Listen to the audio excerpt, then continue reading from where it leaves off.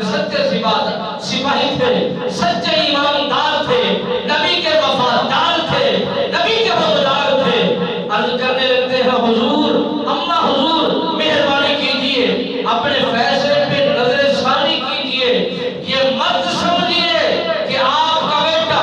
آپ کی اس دھمکاؤں پر، اس ڈراؤ پر وہ کمپرومائز کر لے گا، بات کو ماننے کے لیے تیار ہو جائے گا۔ ہرگز آپ کے اس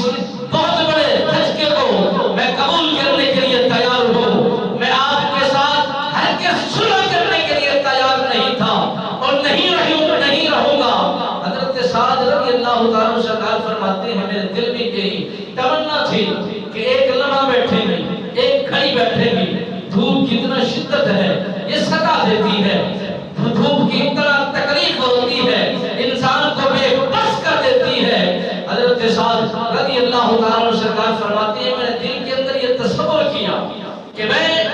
دل کے اندر یہ سوچا اور فکر کی جب انہیں بھوک لگے گی، عمر کا تقاضا ہے، زندگی بہت بڑی ہے اور انہوں نے بہت ساری زندگی گزار دی ہے، بونس میں زندگی گزر رہی ہے، زیادہ پیاسے نہیں رہ سکیں گے، زیادہ بھوک برداشت نہیں کر سکیں گے۔ جب بھوک ستائے گی، تکلیف دے گی، یہ اپنے فیصلے سے روح گردانی کر کے لوٹ آئیں گے تو پھر یہی بات انہیں بتائی جائے گی جس بات پر میں ڈٹا ہوا ہوں، یہ میرا ایمانی تقاضا ہے، جس بات کو میں نے قبول کیا ہے، یہ میرا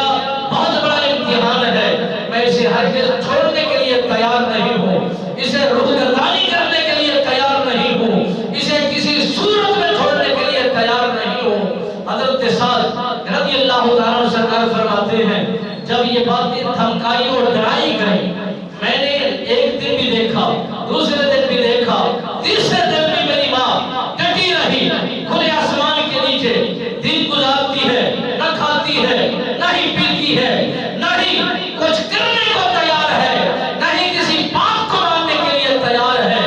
بس اس نے پیغام بھیجا میرے بیٹے کو بلایا جائے، میں اسے کوئی بات کرنا چاہتی ہوں۔ حضرت سعد رضی اللہ تعالیٰ عنہ سرکار کی طرف یہ پیغام اور قاصد پہنچتا ہے، آپ کی ماں آپ کو طلب کر رہی ہے، آپ کی طرف پیغام بھیج کے اپنے پاس بلانا چاہتی ہے۔ حضرت سعد رضی اللہ تعالیٰ عنہ سرکار نے اپنی ماں کی حالت کو دیکھ کر پوچھنا کرتے ہیں اماں جان یہ تیری ایک جان ہے، اگر یہ 100 جانیں بھی ہو جائیں دین اسلام کے لیے